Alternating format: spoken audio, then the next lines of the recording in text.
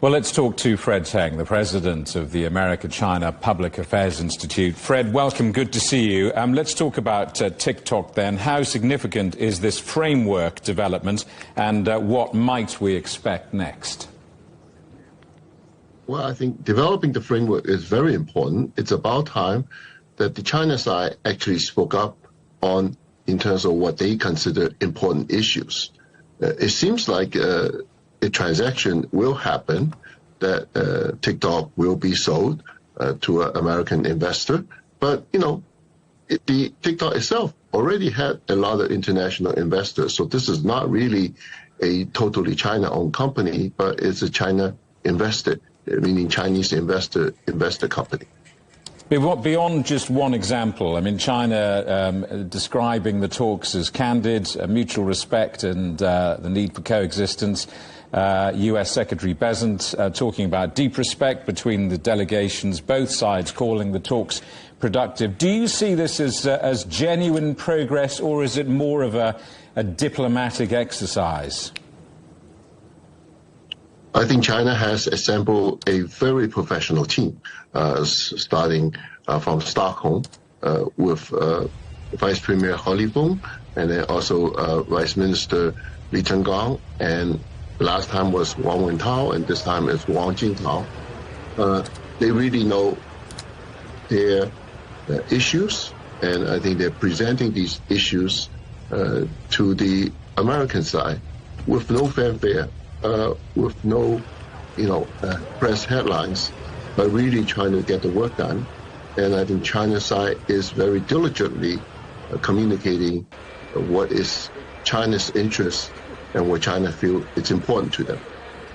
The US delegation highlighted cooperation on money laundering, but they seem to draw a line on separating it from the arguments around fentanyl. What might that suggest about where cooperation is possible and where clearly the gaps between the two countries remain? Well, I think money laundering and fentanyl are both important issues, but by putting it together, it's kind of difficult to deal with.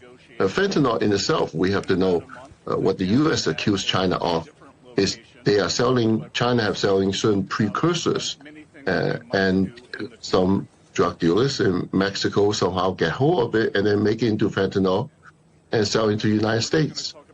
Certainly, the United States have a fentanyl issue, United States have a heroin issue, United States have a marijuana issue, as well as a meth issue.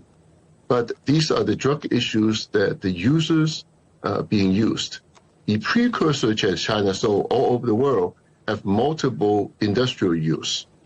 So to accuse China of selling that to the United States that somehow China is responsible for, it's like accusing a French company, a British company, or Italian company selling liquors to the United States and somebody have drunk driving and kill someone, or Japan or Mexico selling steel to the United States and company make guns and shooting people.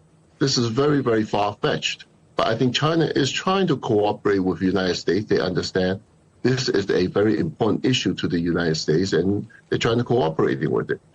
Money laundering is another one. Mr. Greer suggested the United States is open to extending the tariff pause if these talks remain positive, and there's even this planned Xi-Trump phone call on Friday being discussed. Do you think this marks something of a turning point towards a more stable China-US relationship? I think this is a very great improvement. I think the trade talks will continue for a long time, but the extension will be extended. And certainly the two leaders, in terms of talking to each other over the phone or meeting in person, is very helpful to the relationship of both countries. Fred Teng, good to see you, and thank you for your time. Fred Teng, President of the America-China Public Affairs Institute.